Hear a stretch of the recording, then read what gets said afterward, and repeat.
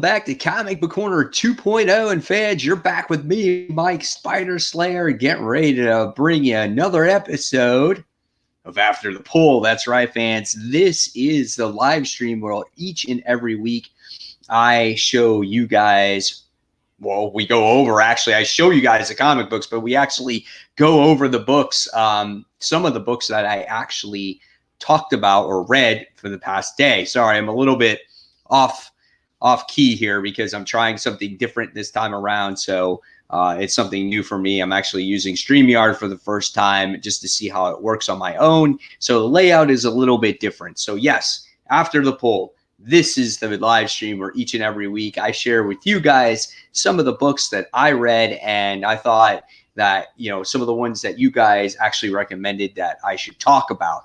So I feel like this week is going to be a great show. It's going to be a lot of fun.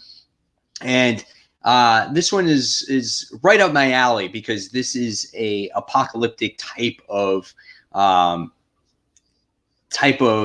podcast, if I may say so, because every book that I have actually read this time had to do with some kind of cosmic thing or something of that nature. So yeah, I'm very excited about this week. I think it's going to be a lot of fun, and hopefully you guys will enjoy me for this. Only got a couple of viewers right now, so I am kind of stalling and playing with this whole StreamYard too at the same time to figure out how to get it to work. So, but yeah, anytime you guys want to say anything, go ahead and feel free. So again, apocalyptic like books. I think it's going to be a lot of fun. Robert's joining, says, "Hey, Mike." What's up, Robert? Thanks for watching the show.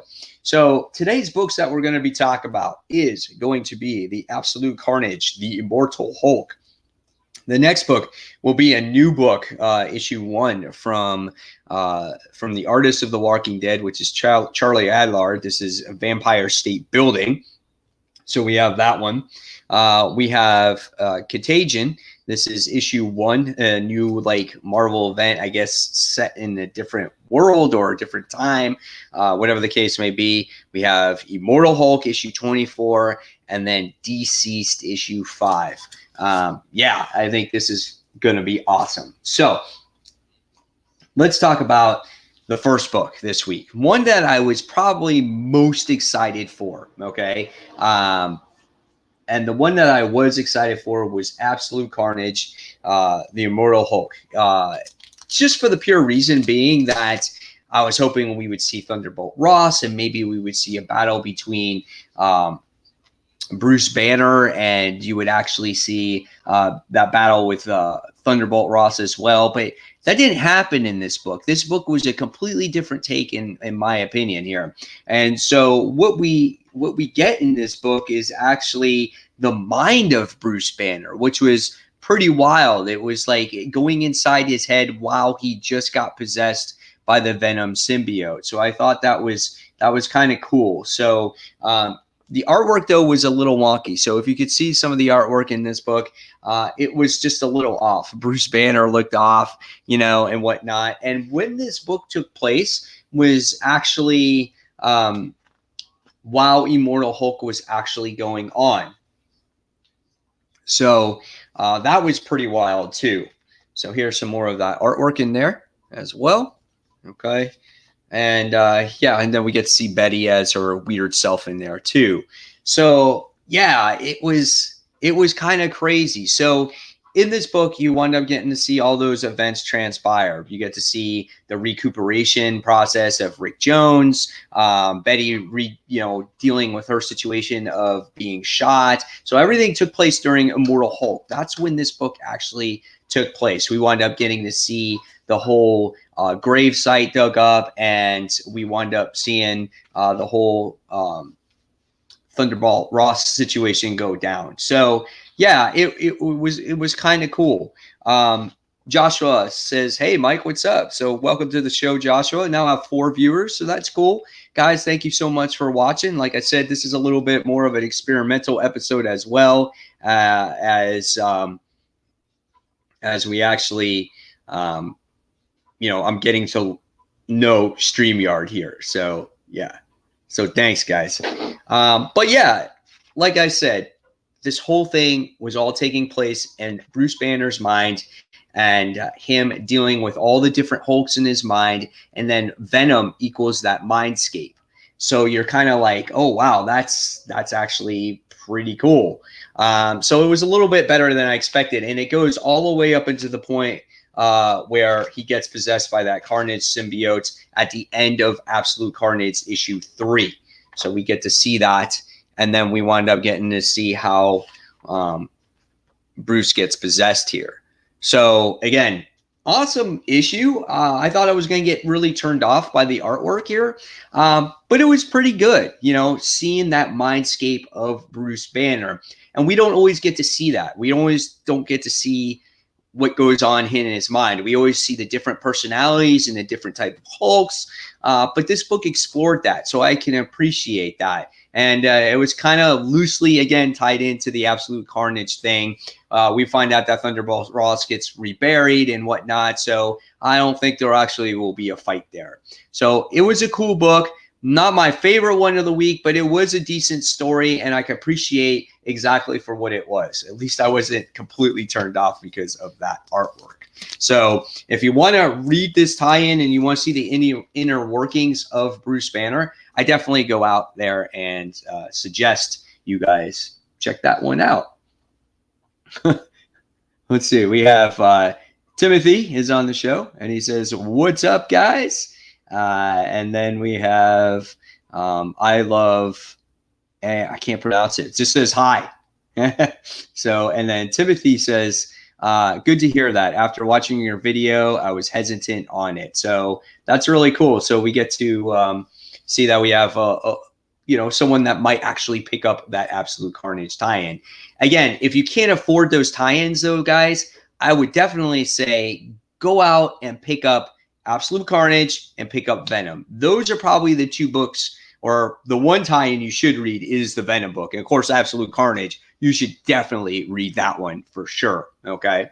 So, all right. So now we're going to go to the next book. Now that I'm getting a feel for this whole StreamYard situation, hopefully you guys this week can actually see me better this week. Hopefully you can hear me better, and I don't have all my phone stuff going on. So let me know in those comments below. Okay. All right. So the next book we're going to be talking about, and this one flew under my radar. I totally missed it. But this one is called Vampire State Building. Okay. New #1 from Ablaze Comics. All right. And what drew me to this book was that Charlie Adlard is the artist of this book. And if you read The Walking Dead, this is going to be, you might want to pick this up, because forever you're used to seeing his pencils on that series, and now he's doing a new horror like apocalyptic type of book, except maybe it's not apocalyptic, but it just takes place in the Empire State Building, because it's called the Vampire State Building. So it's a cool title, and I love the drawing on here. This cover is really, really cool. Andrew joins the show, and he says, hey, Mike, let's talk about some comics. And that's what we're doing, Andrew. So welcome to the show as well. I have 8 viewers, guys. Thank you so much. Okay. So let's see now. What is this one about? So in this particular issue, we don't get to see a standout of too much when it comes to the actual to the characters. I would think that our main character is a character by the name of Terry, who is going off to Afghanistan to kind of, I guess, honor his father's legacy, because he was a war veteran. And so we wind up seeing this guy, wanting to go off, and he meets all his friends for like a going away party at the Empire State Building. Okay. And so we wind up seeing that. So here's some of the artwork. So if you're used to seeing Charlie Adlard's artwork, it's obviously very similar to The Walking Dead. He has got these crazy facial expressions. They look very similar to characters that you once know. There's even a guy in here that has like this, that looks like Jesus from The Walking Dead. So, and what throws it off a little bit too is that it's colored. You're not used to seeing Charlie Adlard's artwork colored. So that in itself is pretty cool. So Yeah, so we wind up seeing this guy Terry who's leaving, and all his friends meet him for this party, this going away party. You don't learn too much about the characters, so you don't seem very attached to these characters, but you wind up getting to see and learn more about the Empire State Building when it was built. There was no other building that could actually contest against it, not until the 70s and whatnot. And so it was kind of cool to see that. But there was this hidden room inside the Empire State Building, and we wound up seeing that these two workers kind of uncover it, and right, and then the next thing you wind up seeing is there's something that pops out of it. There's like this body or whatever the case may be, and you're like, oh, and there was all this tribal writing. So it was just again this little room that was encased, okay. And the one thing you wind up seeing here is all of a sudden you see this random guy that comes off the street, and they're all infatuated to the Empire State Building. And you're like, okay, I guess that's kind of cool. So I guess when that door was disturbed, that's what I guess gathered these vampires or these type of creatures to gather here, because all of a sudden in the issue you wind up seeing the Empire State Building wind up being swarmed by all these creatures, all these vampire-like creatures. And we get to see people gathering all over the place, like scattering, and it's just totally insane. And you feel the panic, and you get to see our main characters. Some of them get eaten or whatnot, and they all wind up going into this safe room. And now what happens is you have the police there. There's people just being thrown out of windows, and then you wind up meeting the main vampire guy, and he kind of looks like this at the end, and you're like, oh, okay. So this one was kind of cool. I mean, I thought it was all right. I guess what I could say here is that it can only build. This was more for a setup type of issue, I would think. And James says hello, by the way. And Ryan Hassep says, yo, you reviewing Absolute Carnage Hulk. That was the first book I actually did. So I'll get back to you real quick on that. But yeah, so we wound up just seeing like this is a setup issue, right? We don't know too much about the characters. There's not too many characters that we could get attached to, but you wind up seeing these enemies. They're overrunning the Empire State Building, and now our people are locked in this room, and somehow they got to escape. We have this main vampire who somehow has to gather power and try to take over the world. That's the way it looks like. So if you like, again, apocalyptic books, that's the theme of today's show, basically. You might want to check this one out. James says, show us your man cave. It's a garage. That's what it is. And basically you see these images here. This is just all pictures and posters and stuff like that. I'm on my laptop, so I kind of can't really move it around. And then I just got a couple bookshelves there. So if you ever want to check it out, I did do a video on my man cave anyway. So thanks, James.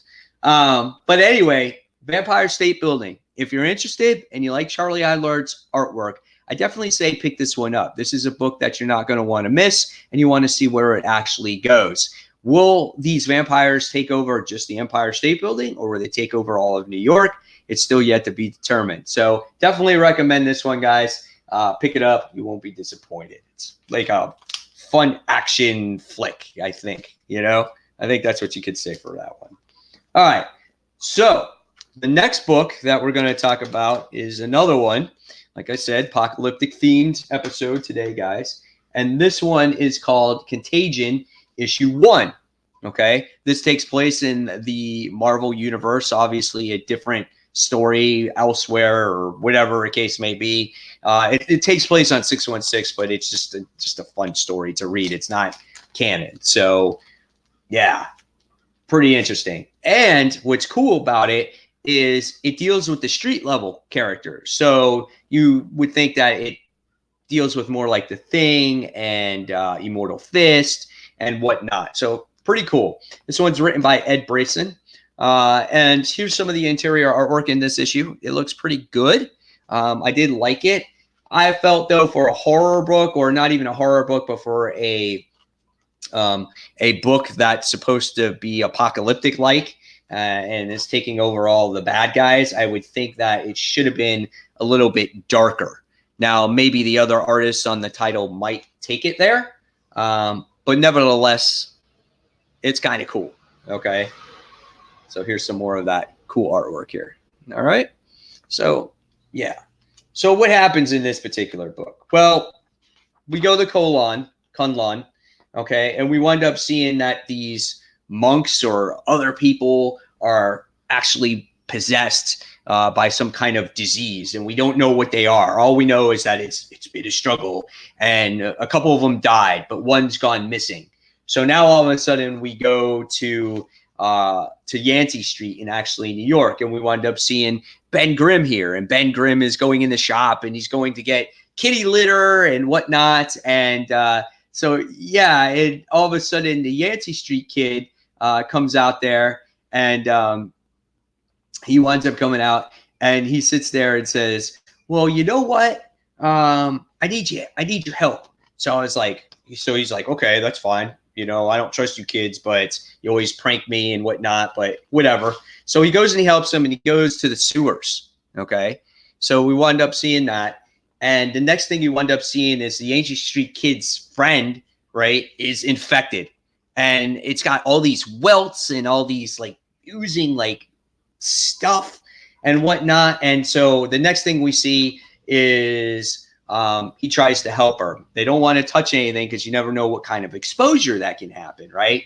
And then you wind up seeing the Thing doing battle against the Mole Men. And he calls in the Fantastic Four to help him out. And then we get to see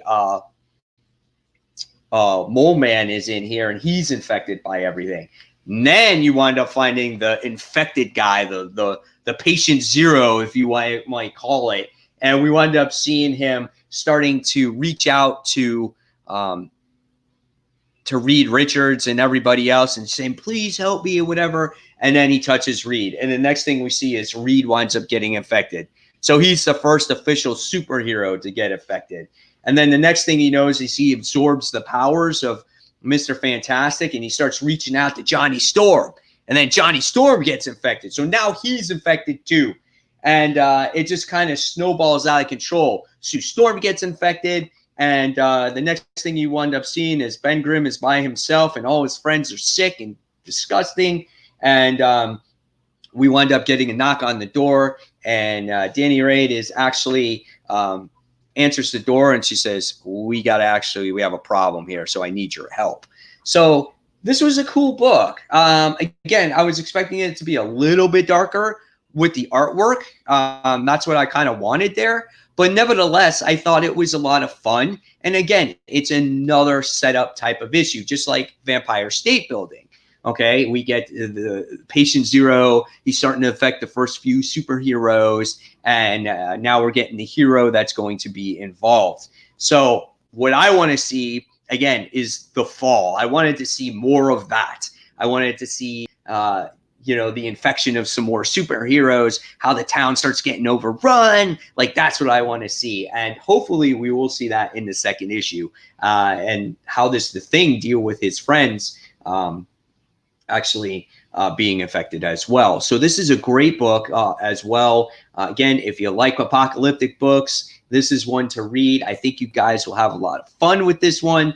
And don't take it too seriously. Again, it's just a matter if you have the money to do it. But this one wasn't a $4.99 book. This one was $3.99. So yeah, pretty cool stuff there. All right.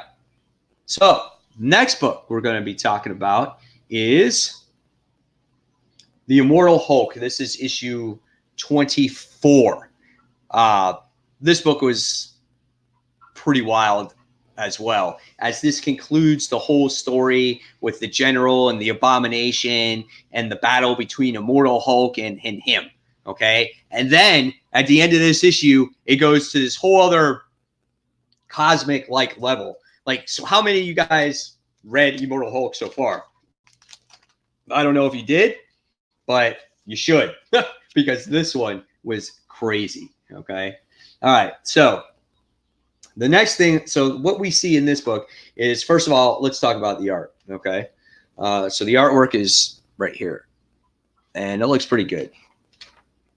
and then here's the Hulk, all his insides and everything wound up getting torn apart and whatnot. So I love it. It's so gorgeous, the artwork in this series, right? So here's some more of that artwork in there too. So really, really great stuff. Okay. So what happens in this issue? Well, just like expected, you're going to see the battle between Abomination and the Hulk. But in the beginning of this issue, we talk about eons ago at the end of all things. Okay. And we wind up getting to see the kind of like the birth of the Galactus. Okay. Because he was once a traveler before he became the Planet Eater. So you get introduced kind of to that. And then the book leaves it at that for a little bit. And then you go back to some of the other characters in the Marvel Universe that actually have been affected by cosmic rays or gamma radiation. And that was kind of cool too. So that's pretty neat there too. And then you get to see the battle that you've been waiting for, the whole thing that's been building up, where you get to see the General and the Hulk do battle against each other.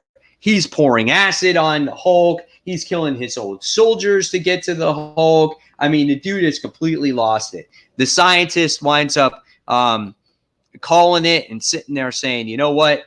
The General is not in his right mind. We have to stop. We just totally have to stop at this point. And I'm taking control. So she takes control of Gamma Base. Okay. And oh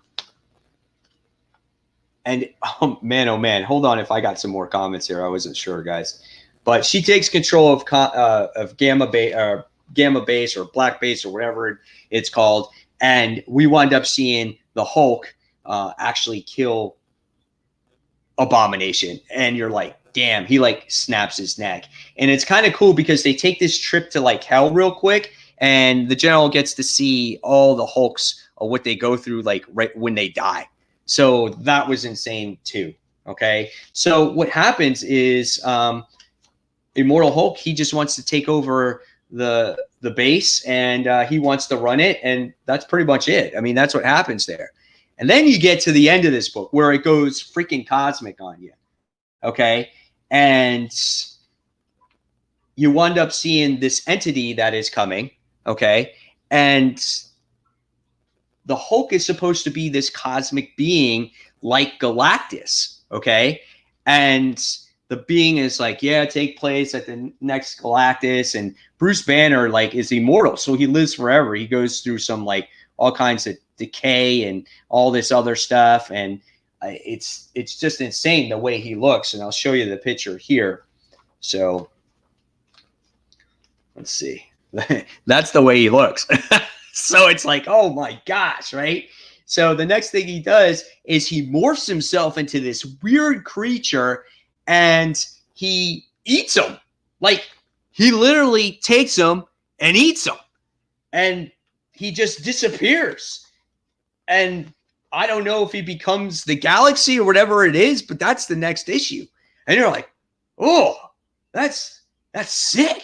That's actually gross, you know? So Immortal Hulk's been living all this time for eons and eons, right? As time goes on, he's supposed to be like this next entity, this being like a Galactus, and then he eats it.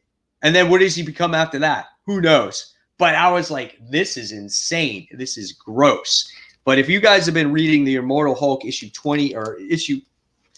you've been reading the Immortal Hulk series, or you stopped, I think you should just go and keep reading because I think it's a phenomenal book. The characters are well written. This is a different type of book. It's very horrific-like. So, yeah, it's good stuff. Again, sorry if my mind is elsewhere. I got so many things going on right now when it comes to my job with tennis and trying to get the StreamYard thing working right. So I got some of you guys' comments here. And let's see what we got here for comments. Timothy said he had to go back to work, but I'll definitely finish watching the rest of the video later. Thanks, Mike, and have a great day, everyone. So thanks, Timothy, for watching. Okay. And then we have James O'Neill says, how many comics do you have? James, I have a lot. I have quite a few thousand here. Okay. I've been collecting since I was 15. I stopped for a while in my mid-20s, and then I started picking up again in my mid-30s, and now I'm in my mid 40s. So I've been collecting again for 10 years more. So I want to say I have a few thousand. Just to point it out, I have 32 short boxes and 4 long boxes full of comic books. So yeah, that's what I have here. All right. So the last book I'm going to be talking about today, and I promise the episode will be better. I'll be a better train of thought so I know what to be expecting next week, guys. But the last book that we will be talking about is Deceased, issue 5. Now, if there is an apocalyptic book that is done right, it's this one right here. And it wasn't until this issue where this series said, holy shit, it finally made it to a point where I actually really care about this series. And I always have faith in Tom Taylor, and Tom Taylor usually comes through for me, and he did right here in this issue. So this is the way you do apocalyptic book, because it affects the characters in this book, and what happens is so emotional that you almost want to break down and cry, especially if you care for this character. So again, like I said, in this show, there are spoilers for these books that I talk about. I've already talked about spoilers. We're going to talk about this one right here. So Deceased, issue 5, okay, is a wonderful book. And so in this particular issue, we wind up seeing our heroes dealing with this techno-organic virus that's been plaguing the earth, okay? And we get to see that our heroes, Wonder Woman and Superman, have been dealing with this. And they wind up saving some people, certain parts of the cities. And we get to see them teaming up with Lex Luthor in this particular issue. And Lex Luthor is just beside himself. He's like, I don't know how to save this city. He's like, I can't believe it's gone. Gamma Ray Comics, so what's up, bro? So he says hello. So welcome. Love your avatar, man. It's pretty cool with Darth Vader on there. So thank you for watching. We're talking about Deceased, issue 5. So, oh yeah, he says DC's definitely something great coming out of the DC camp that's not getting enough attention. I'm going to sit there and talk about it right now. So Lex Luthor is beside himself. He's like, I can't believe this has happened to our city. And so Superman and him actually team up.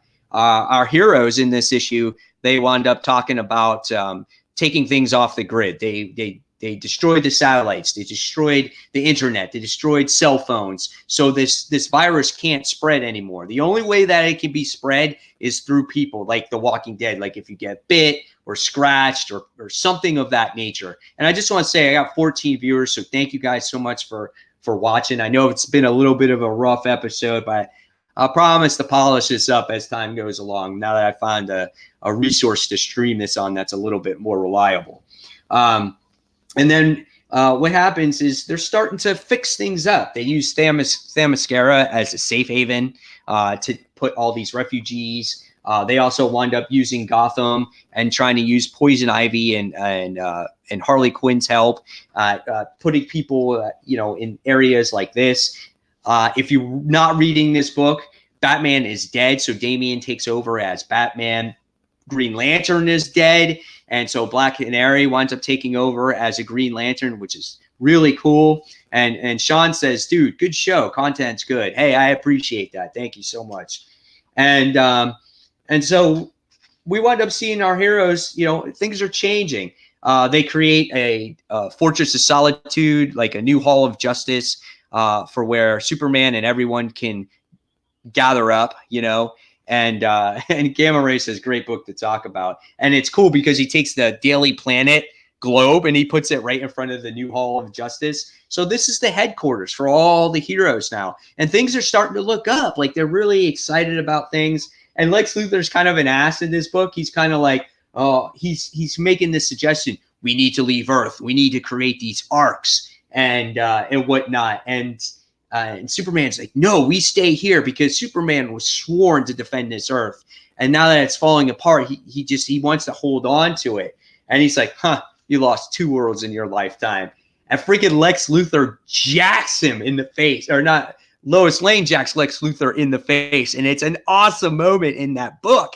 And you're just like, holy shit, man, that's freaking awesome. And she's like, fuck you, Luthor. And she's like, open your mouth against my husband again, and I'll smash it closed again. You understand? And she just walks away.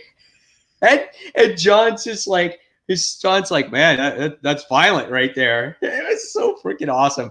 It's such a good book, man. So as the book continues, and we see things gathering along and whatnot, all of a sudden there's this buzz that happens, okay?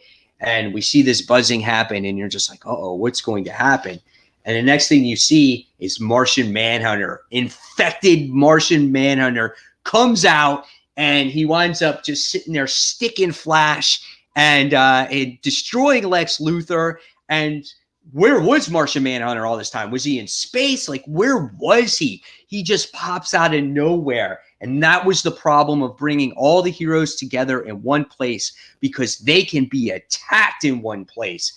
And you're just, when you're reading this, at least when I was like, oh my God, my eyes wide open.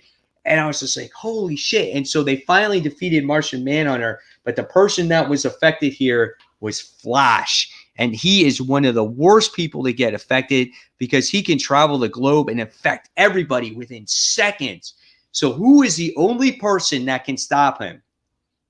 Not Wally, but Superman. And Superman sacrifices himself to save the day. A very honorable thing. And this is what Superman is. And this is what Tom Taylor does so well.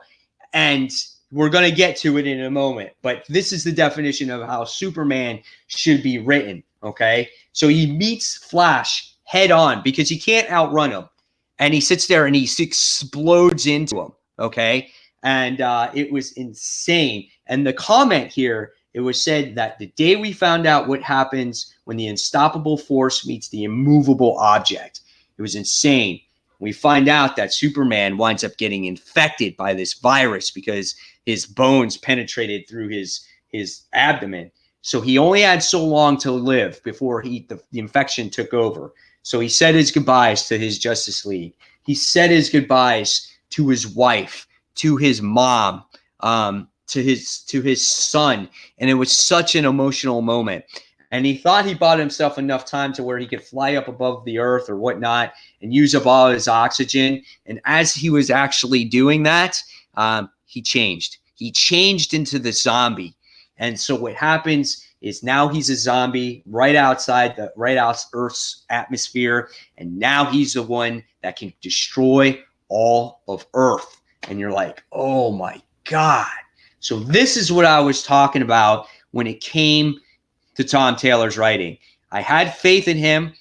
At first, I didn't know where this book was going. Why does this book really exist? Obviously, they're doing kind of like an ongoing after this miniseries, and it took time to get there, but this issue really got it there, man. It really captured the heartstrings here, and it's what Tom Taylor does so great. He can write Elseworld stories so well done. I mean, he did it with Injustice. He writes the characters with emotions, and I can't wait to see what happens in this next issue. The next issue is issue 6, which is the concluding issue, and oh my gosh, I was so excited. I can't see a book actually topping this, okay? I loved Immortal Hulk this week. I think you should definitely pick it up. Contagion is a fun, different type of event, you know, if you're dealing with your Marvel superheroes. Vampire State Building, a new independent book where the Empire State Building is actually getting invaded by some weird-ass vampires. So Chadley Arlar does it. And then you have Absolute Carnage, Immortal Hulk, where you get to see the inner psyche of Bruce Banner, which was good. But I tell you what, the pick so far of the week for me, and I still have about 10 books left to read, is Deceased, issue 5 of 6. You guys should definitely pick that book up. It's freaking awesome. And if you haven't read the series yet, pick it up. And from issue 1, you might be able to find it on the stand still. Really, really good book, guys. So, yeah. And that is all the books that I'm talking about. That's all I've got a chance to read. Again, this is after the poll. So do these books live up to the hype of after the poll? Yeah, I felt like this week they did. Whereas last week, they really didn't. So you never know which book you're going to get that's, totally exceeds your expectations or totally goes down the shitter. Deceased really did exceed my expectations this week, guys. So fans, I really appreciate you taking the time to watching. Like I said, I'll clean up this podcast as time goes along. I got to get used to using StreamYard at the same time as I talk about these books and answer your comments at the same time. So guys, as always, if you like this video, please give it a thumbs up. I would like you to subscribe to the channel. And yeah, if you want to do anything else, that's great. So guys, until the next comic book review, this is Mike Spider Slayer signing off, and you've been watching Comic Book Corner 2.0. Everyone have a great and wonderful weekend. Take care, fans. See you soon. Bye.